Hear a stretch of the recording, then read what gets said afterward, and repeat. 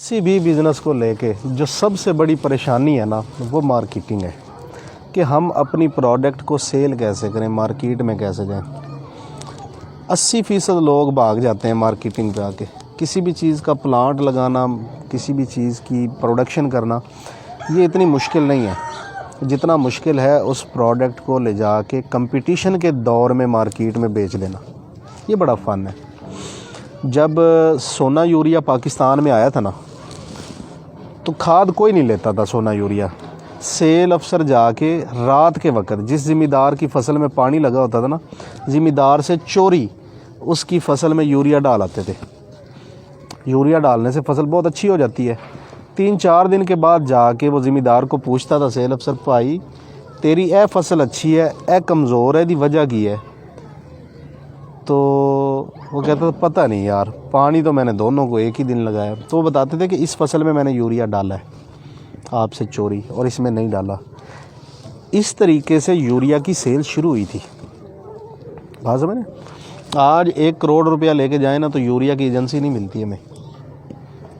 यानी ये आसान काम नहीं है, ये मुश्किल काम है। लेकिन ये इतना मुश्किल नहीं कि इसको नामुमकिन बना दिया जाए। जब कोका कोला पाकिस्तान में आई थी तो इसकी पहले साल में 25 बोतलें बिकी थी।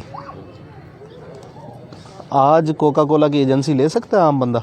नहीं ले सकता, मुश्किल है, लेकिन नामुमकिन नहीं है। ऐसे ही है। चेरी ब्लॉसम का नाम तो सुना होगा आपने?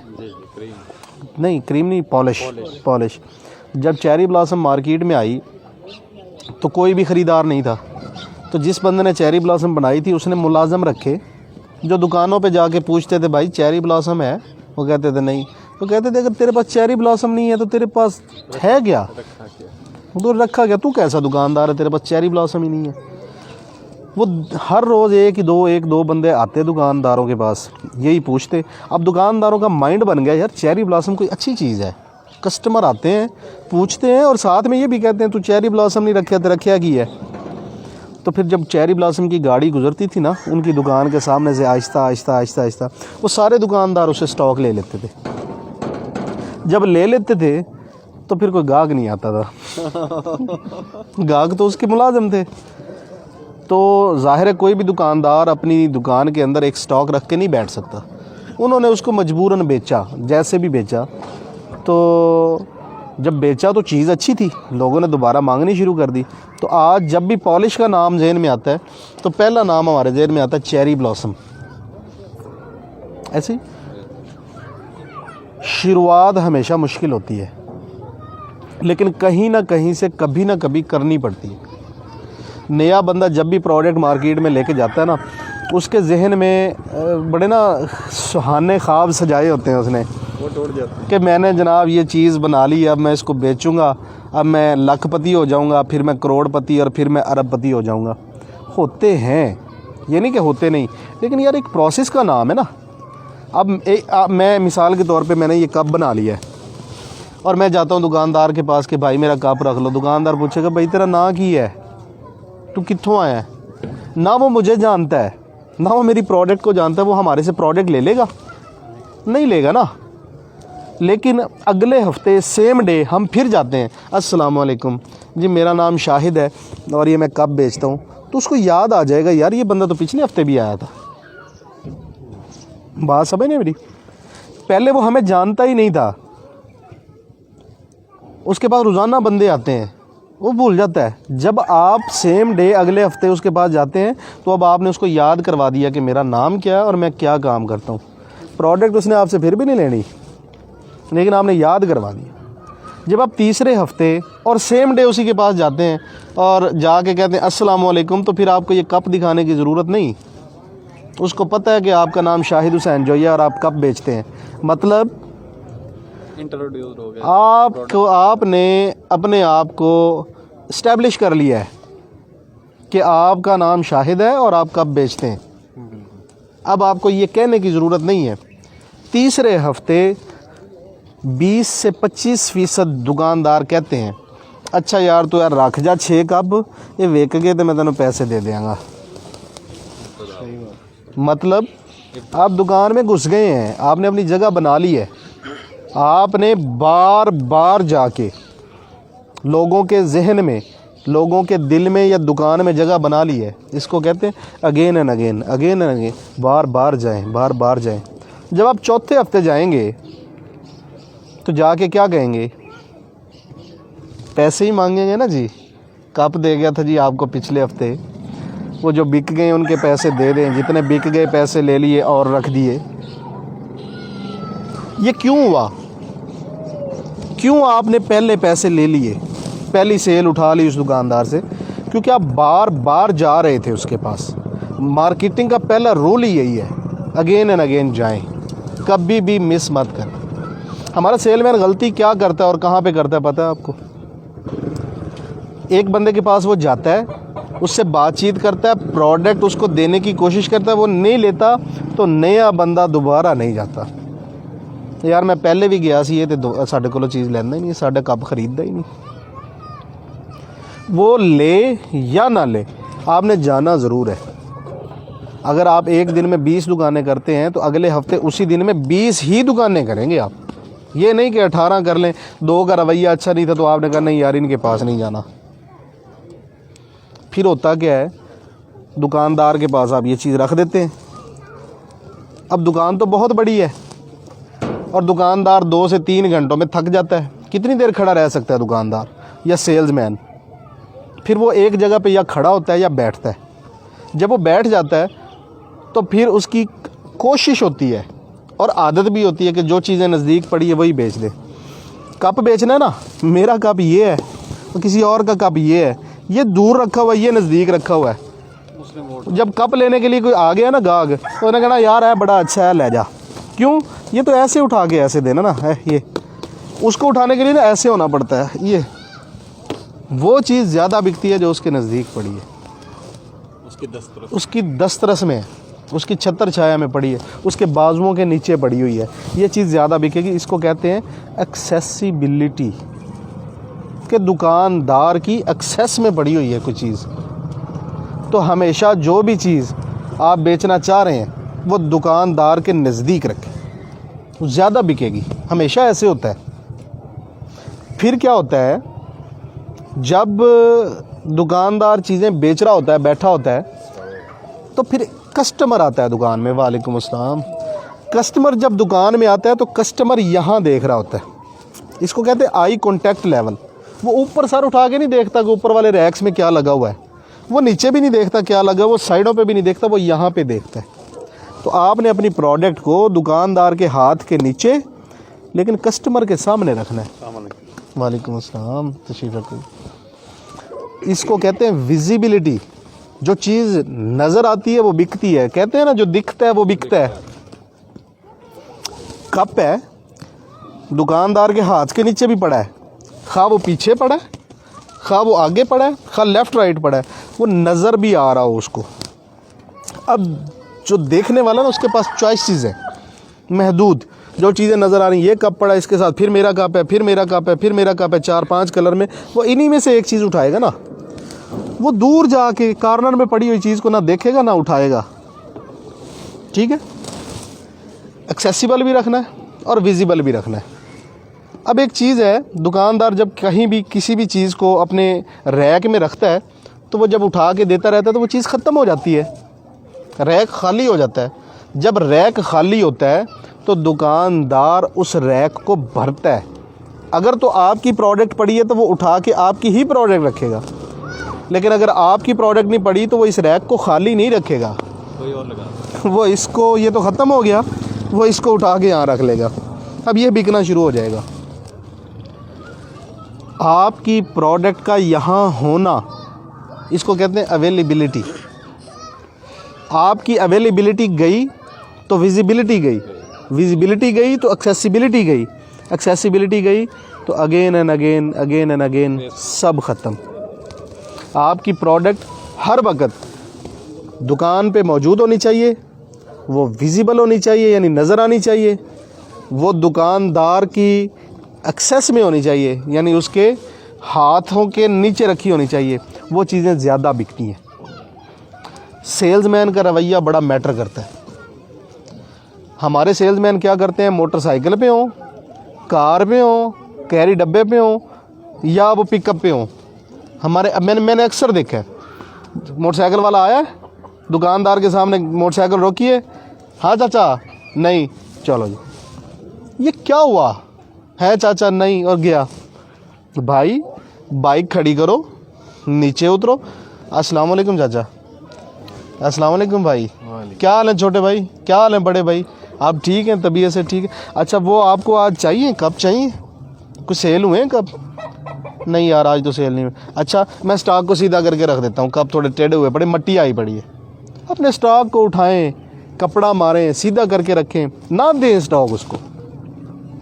2 मिनट 4 मिनट 5 मिनट दुकानदार के साथ गुजारें, बातचीत करें। बातचीत करने से क्या होता है, अनजानापन जो होता है ना, जिसको हम कहते हैं खौफ जो होता है, वो ख़त्म होता है, कुर्बत बढ़ती है। जब कुर्बत बढ़ती है, तल्लुकात बढ़ते हैं, अच्छा इंप्रेशन पड़ता है, तो सेल्स बढ़ती हैं। लिहाजा कभी मत ऐसा करें कि गाड़ी दूर ही रोकी, मोटरसाइकिल दूर ही रोकी, हाँ चाचा, हाँ भाई, नहीं।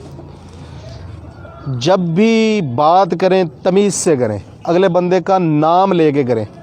जब इतने सारे लोग बैठे होते हैं ना, जब मैं कहता हूँ ना बशीर भाई क्या हाल है, बशीर भाई को फील होता है अंदर से, गैर महसूस अंदाज से, कि यार मुझे रिस्पेक्ट मिली है। मैं कहूँ हाँ जी क्या हाल है, ठीक है यार, वो सामान लेना है, ये एक अलग चीज़ है। और मैं कह रहा हूँ बशीर भाई कैसे हैं आप, ठीक है बशीर भाई, थोड़ा सा सामान दूँ मैं आपको। बशीर भाई अंदर से खुश होते हैं, फील आती है। ये फील दें, फील करें, उसको फील करवाएं कि यार मेरी नज़र में आपकी एक अहमियत है, एक इम्पोर्टेंस है। बात समझ, अहमियत देंगे तो वो आपको अहमियत देगा, आपकी प्रोडक्ट को अहमियत देगा। अगर आप उसको अहमियत नहीं देंगे तो वो आपको अहमियत नहीं देगा। लिहाजा इन चीज़ों का आपने ख़ास ख्याल रखना है बेटे। दुकानदार हमेशा किसी ना किसी परेशानी का शिकार होता है, उसको कोई ना कोई प्रॉब्लम होता है। आप जब उसके पास बैठते हैं तो बोलें कम, सुने ज़्यादा। अच्छा सेल्समैन हमेशा अच्छा सामे होता है। पहले ज़माने में हम कहते थे कि जो ज़्यादा बोलता है वो ज़्यादा अच्छा सेल्समैन है। ये गलत थ्योरी है। जो अच्छा सामे है वही अच्छा सेल्समैन है। ये भाई हैं, ये कप बेचता है कोई और बंदा, ये वाला, और ये कप बेचता हूँ मैं। अब इस कप को लेके इस भाई को क्या प्रॉब्लम्स हो सकते हैं, ये मैं उसी वक्त समझ सकता हूँ जब मैं इनसे बातें करूँगा, इनकी बातें सुनूँगा, ज़्यादा सुनूँगा, कम बोलूँगा। मिसाल के तौर पे जो बंदा इसको ये कप प्रोवाइड कर रहा है वो हमेशा पैसों का तकाजा करता रहता है, यार पैसे दे दो, पैसे दे दो, पैसे दे दो। ये इस दुकानदार का प्रॉब्लम हो सकता है। आप जब समझेंगे कि इसका क्या प्रॉब्लम है तो आप इसको आउट कर सकते हैं। कैसे? आप कहें चाचा जी ए कप ले लो, सुकून नाल जदों होण पैसे दे देना। बात समझ रहे हैं आप मेरी? पैसों का तकाजा आपने भी करना है, ये नहीं कि आपने नहीं करना, लेकिन आप उसकी साइकी को समझें कि वो इरिटेट किस चीज़ से हो रहा है। एक बंदा कप बेच रहा है और कंप्लेन आ रही है कि यार हथी टूट जाती है कप की ना जल्दी, कस्टमर्स आके बता रहे हैं। आपने उसको ये नहीं कहना कि भाई इसको हटा दो। आप उसकी बातों से जब अंदाज़ा लगा चुके हैं कि हथी का प्रॉब्लम है, आप बार बार कहेंगे चाचा जी यदि हथी बड़ी मजबूत है। आप ये नहीं कहेंगे कि इसकी हथी कमज़ोर है, मैंने ये समझ लिया, अरे इसकी हथी नहीं टूटेगी, ये मेरी गारंटी है। पैसे तो जो लेने देने हैं ना है ही, लेकिन ये जनाब इसकी हथी की कंप्लेन नहीं आई आज तक। गैर महसूस अंदाज में उसके दिमाग में ये चीज़ बिठानी है कि जो आपका प्रॉब्लम है मेरे पास उसका सलूशन है।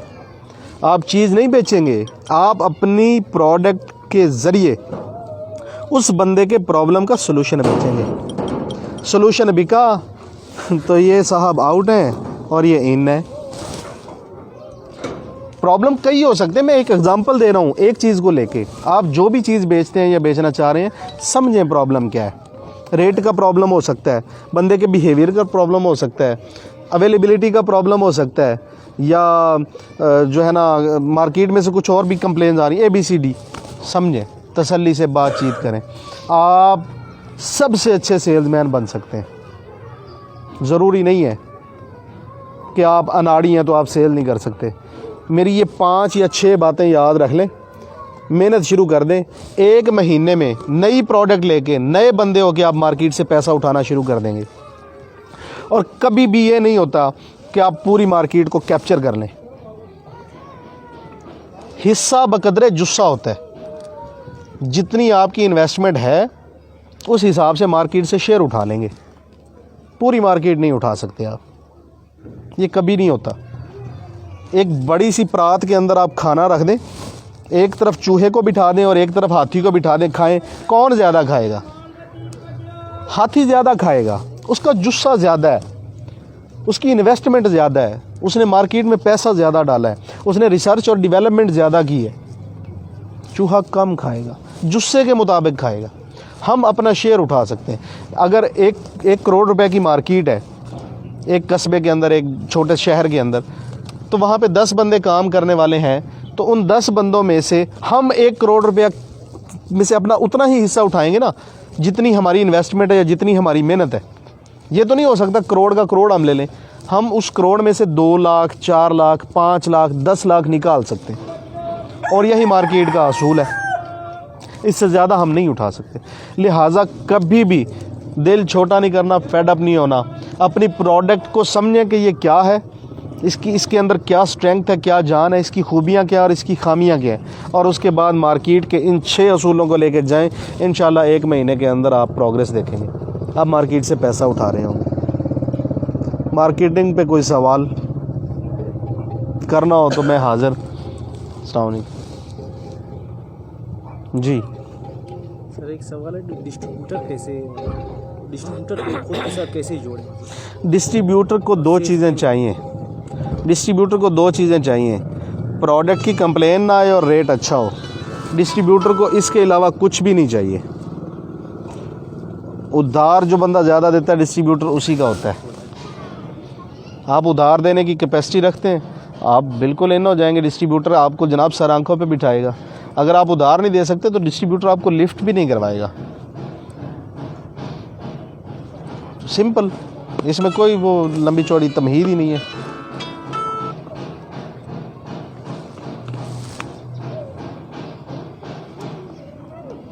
पहचान किवें की जा सकती डिस्ट्रीब्यूटर की कि ਅਸੀਂ ਉਹਨੂੰ ਉਧਾਰ ਦੇ ਰਹੇ ਹਾਂ ਤੇ ਮਾਲ ਸਾਨੂੰ ਮਸਲਨ ऐसे?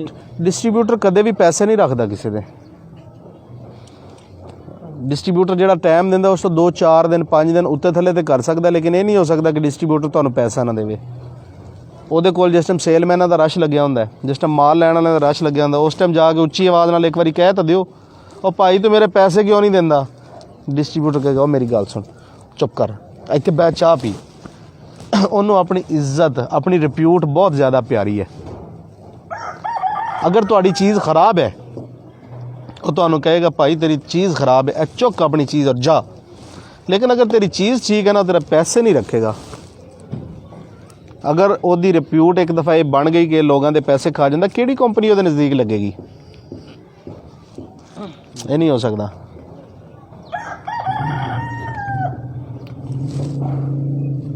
तुहाडा कोई सवाल?